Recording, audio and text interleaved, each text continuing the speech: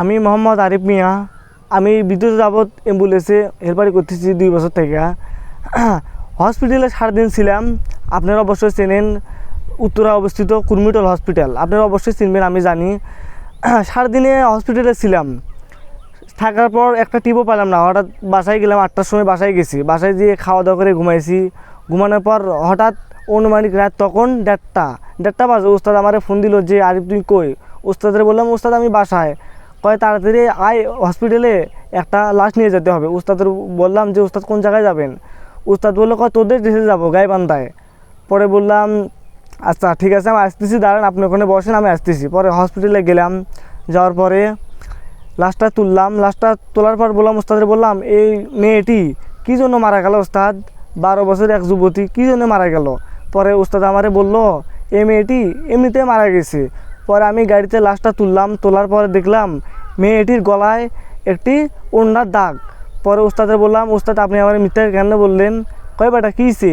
আমি তোর কোনো দিন তো মিথ্যে কথা বলি নাই, তুই আজ এই কথা বললি। কম ওস্তাদ আপনি আমার সাথে, আমি আপনার সাথে এতদিন ধরে ডিউটি করি, আপনি আমাদের তাহলে এতদিন মিথ্যে বলছেন? কয় কেন? কম ওস্তাদ আপনি তো বললেন এই মেয়েটি এমনিতে মারা গেছে, আমি তো দেখলাম এই মেয়েটি গলায় ফাঁস দিয়ে মারা গিয়েছে। পরে ওস্তাদ তো বললো কয় বেটাগুলো বাদ দে, তুই ভয় পাস কি লেগে, আমি তোর সাথে আসি না। পরে ওস্তাদের আস্তে ওস্তাদ ঠিক আছে। ওস্তাদ পরে বললো গাড়ির কি তেল মোবিল চেক দিয়েছি? জি ওস্তাদ আমি চেক দিয়েছি। কয় তাহলে এখন চল। পরে ওস্তাদের জিজ্ঞেস করলাম ওস্তাদ এই মেয়ের কি এখানে কেউ থাকে না? ওস্তাদ বললো না এখানে ওর কেউ থাকে না, এই মেয়ে একাই গার্মেন্টসে চাকরি করতো। ও আচ্ছা ঠিক আছে। পরে আমরা গন্তব্যে রওনা দিলাম গাইবান্ধায়। পরে গাইবান্ধায় রওনা দেওয়ার পরে আমি ওস্তাদে বললাম ওস্তাদ আমার এখানে খুব ঘুম পাইছে, আমার ঘুম হয় নাই তো। কয় আচ্ছা তুই তাহলে ঘুমে, আমি আসি। পরে আপনারা অবশ্যই চিনেন টাঙ্গাইল হাটুভাঙ্গা, ওখানে গিয়ে ওস্তাদ আমি তো ঘুমাইছি। হঠাৎ ওস্তাদ একটা পায়ে ব্রেক মারলো। ব্রেক মারার পর আমি তো চেতন নিলাম, ওস্তাদ আপনি ব্রেক মারলেন কেন? পরে ওস্তাদ বললো কয় বেটা কই ব্রেক মারছি? কয় তুই ঘুমাই নিছিস রে, আমি আসি না তোর সাথে, তুই এত ভয় পাস কি লেগা? পরে ওস্তাদ বললাম ঠিক আছে। পরে ওখানে মানে ওস্তাদ এত জোরে গাড়ি টান দিচ্ছে, 5টা গিয়ার ফেলাইছে, মানে এত মানে গিয়ার আছে 5টা, মানে এত জোরে দ্রুত যাচ্ছে। ওস্তাদ করলাম ওস্তাদ একটু আসতে যান, নিরাপদে যাই, সমস্যায় কি, মেয়ে তো আমরা গন্তব্যে পৌঁছা দিব। ওস্তাদ বললো কই মেয়েটার গাও থেকে গন্ধ আসতেছে, তুই কি জানিস সেটা? পরে ওস্তাদে বললাম হ্যাঁ ওস্তাদ গন্ধ আসতেছে। কয় তাড়াতাড়ি চাইতে হবে। কম ওস্তাদ ঠিক আছে। পরে সিরাজগঞ্জ কট্টার মোড়ে গেলাম, ওখানে যাই গাড়ি একা অফ হয়ে গেল। রাস্তা নির্জুম, কেউ নাই, ফাঁকা রাস্তা। পরে ওখানে গাড়ি ব্রেক করলাম। ব্রেক করার পর আমি একটু চোখে পানি দিলাম, ওস্তাদও চোখে পানি দিল। আমরা জানেন তো ড্রাইভাররা পান সিগারেট কিছু খায়, কিন্তু আমরা দুজন আসছিলাম, আমরা সিগারেট খাই নাই, শুধু জাস্ট পান খাইছিলাম। পান ভার পরে গাড়ির তেল শেষ। ওস্তাদ বললো তুই এখানে দাঁড়া, আমি ট্যাঙ্কিত করে তেল নিয়ে আসতেছি। বললাম ওস্তাদ আমারে রেখে যাবেন? কয় বেটা ভয় পাস কিনলে গা, আমার কাছে একটা ছোটো বই ছিল ওস্তাদের কাছে, ওটা আমাকে দিছে। কয় কোরআন শরীফের মতো বইটা, তুই এটা পড়, তোর আল্লাহর রহমত কিছু হবে না, আল্লাহ তো উপরে আছে, এত ভয় পাস কিনলে গা, আমি তো আসি। ওস্তাদে বললাম ওস্তাদ আপনি তাহলে যান, আমি এখানে বইয়ে আছি। বইটা পড়ার সাথে সাথে কোনো শব্দ নেই। বইটা সে আমি থুলাম, থোয়ার পরে মেয়েটা শব্দ করতেছে। আমার তো গাও শিংড়ে উঠছে। এখন আমি কি করি, আমি এই রাস্তায় একাই, আমার সাথে কেউ নেই, আমি এত ভয় পেয়ে গেছি। পরে আমি সাহস করে গাড়ি থেকে নামলাম, যা পিছনে কেবিনটা তুললাম।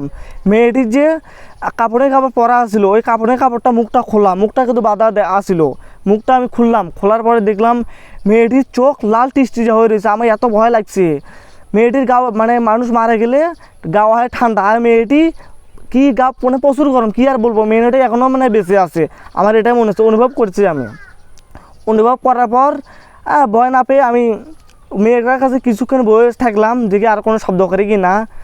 আপনারা অবশ্যই জানেন যারা গাড়িতে ডিউটি করে অ্যাম্বুলেন্সে, তাদের কিন্তু অনেক সাহস, কিন্তু আমি দিয়ে এত সাহসী, তাও কিন্তু আমি ভয় পেয়ে গেছিলাম। এটা তো মানে কী একটা ভয়ানক ঘটনা। আমি আল্লাহ সেদিন আমার বাঁচাইছে।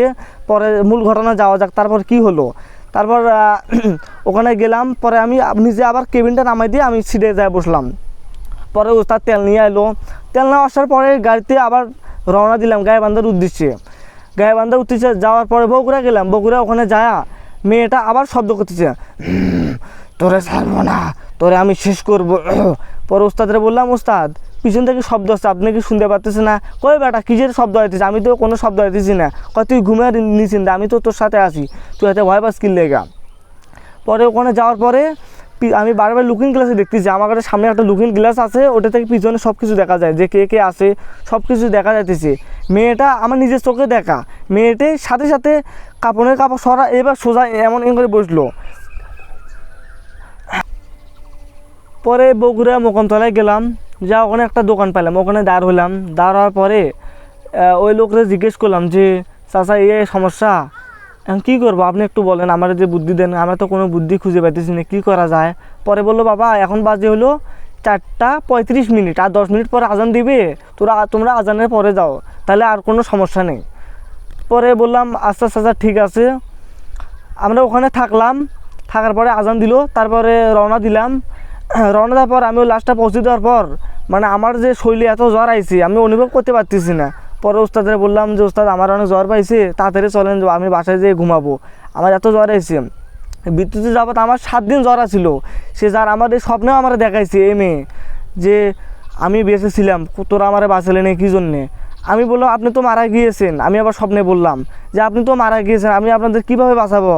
আমি মারা যাইনি, আপনি যে আমার যখন শরীরটা টাচ করলেন, যে দেখলেন যে আমার শরীরটা এত গরম, তাহলে বুঝতে পারলেন একটা মানুষ মারা গেলে তার শরীর হয় ঠান্ডা, কিন্তু আমার গাও ছিল গরম। পরে আমি বললাম আমার সরি, আমি বুঝতে পারিনি এই ঘটনা যে আপনি বেঁচে ছিলেন। আমি উঠছিলাম, আপনি তো দেখছিলেন আমি যে সাদা কাপড়ে পরা ছিলাম, আমি কিন্তু উঠছিলাম, তাও কি তোরা অনুভব করতে পারিস নাই।